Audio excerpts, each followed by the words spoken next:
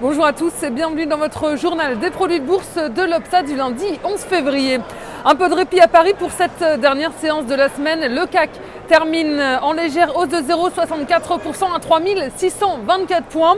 Une reprise qui s'explique notamment par la nette augmentation des importations et des exportations chinoises sur le mois de janvier.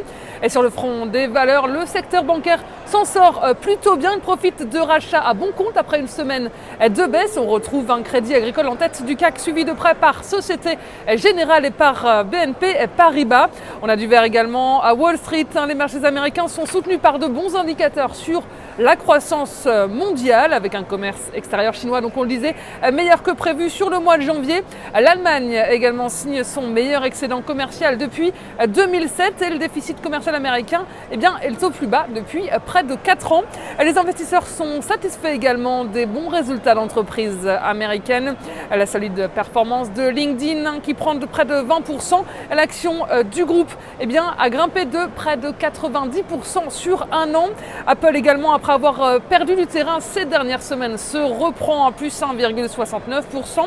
Et légère hausse également pour McDonald's qui, malgré une légère baisse de ses ventes sur le mois de janvier.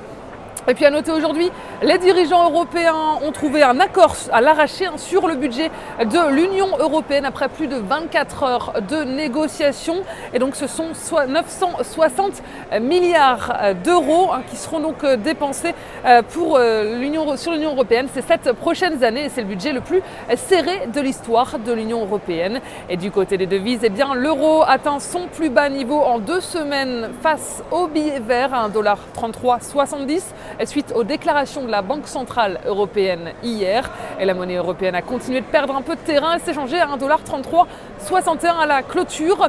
Et la valeur du jour, c'est aujourd'hui le distributeur Carrefour. Graphiquement, le titre s'est affranchi d'une zone de résistance horizontale à 20 € et se maintient dans un canal ascendant de moyen terme depuis les points bas de juillet 2012. Le niveau des 20 € devrait désormais jouer un rôle de support et favoriser une poursuite de la progression du titre vers 21,50 € et 24,10 €.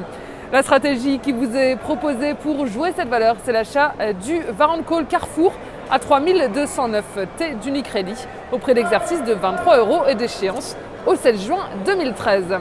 Voilà, c'est tout pour aujourd'hui. Bonne journée et à demain.